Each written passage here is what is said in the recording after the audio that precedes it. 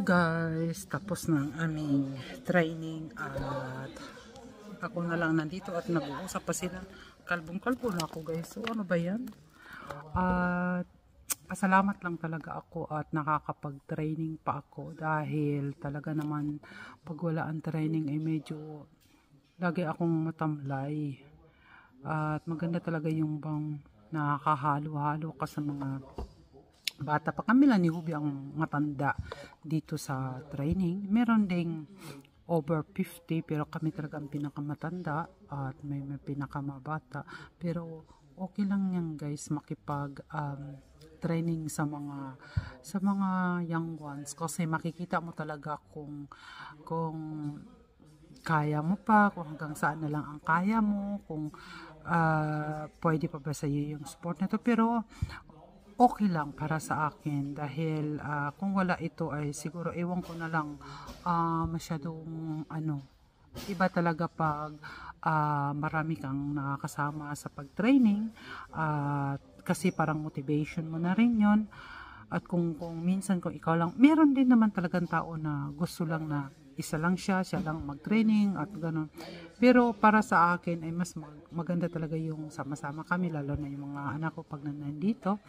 Sa ngayon ay kami lang, panganay ko lang at si Ubit ako dahil yung dalawa ay si Bunso ay nasa university pa at saka yung isa may trabaho, yung mga ganun ba.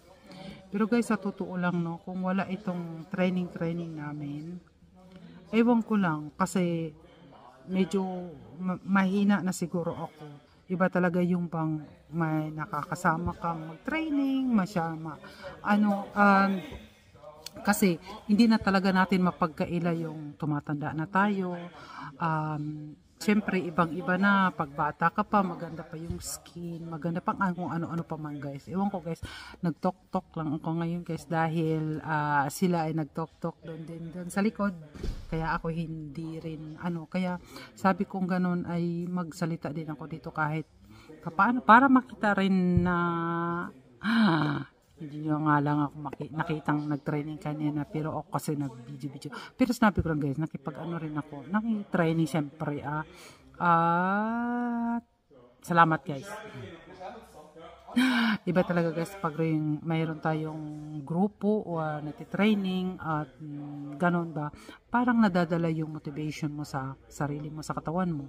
Kasi nga ay nag-unbalance na yung ating hormones, diba? Ganun yun kasi tumatanda guys. Pero magiging bata ka kahit sa isipan lang pag nagti-training or nakipaghalubilo ka sa mga dapat gawain. Meron naman yung iba naman dyan ay yung makipag sila yung bang